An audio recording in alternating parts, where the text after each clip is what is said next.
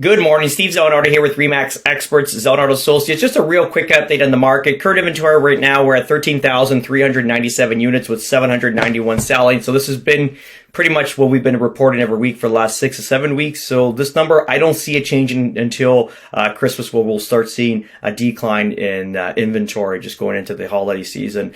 And usually it would be good news as less inventory is on the market. It's obviously a better opportunity for our clients to sell, and hopefully by Jan we're into like maybe 9 or 10,000 units. In a normal market, we'd be advising clients, if we're not getting our what you want for value right now, let's pull it off the market temporarily for a few months, put it back on the market, like let's say in early Jan when there's tighter inventory, and more buyers out in the market. The problem is right now is every day we're losing thousands of dollars of value on the property, and I don't see this changing anyway soon. That doesn't matter how much inventory is on the market or not. I can't see this changing. It's just affordability. And, let me pull up an article on what's going to happen here. So basically, if you look at, this is our Governor General here that basically deals with our rates. His name is Tiff Macklem. He's basically still hawkish on raising interest rates. Okay, so he's still going into the winter wanting to raise more interest rates to curb inflation.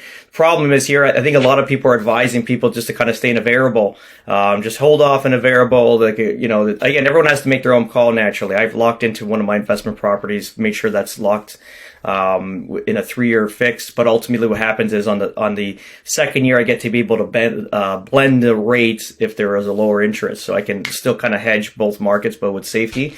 So I know a lot of people are advising people to stay in the variable, but ultimately this is uncharted territory. No one has any data on it. So I would just be very cautious on how you're making your decisions. If you can't afford the property now and you're in some sort of negative deficit, try to lock in, make sure you can kind of have that rate locked in so you can sleep at night and just kind of make money towards that to kind of hedge the future.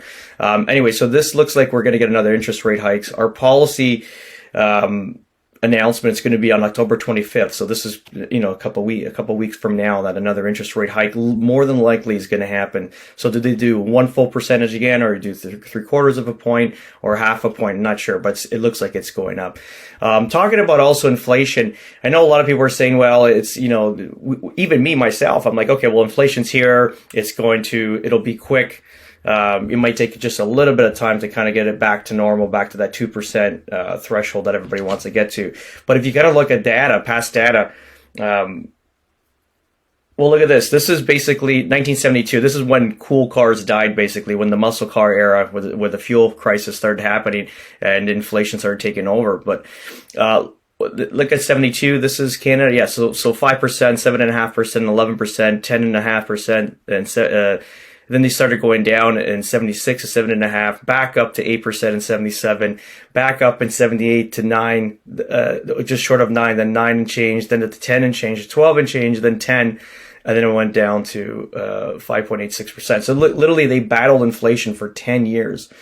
Now, I don't see that here, because in the late 80s we had obviously the massive inflation too, but never went high. It just went up to like 5%.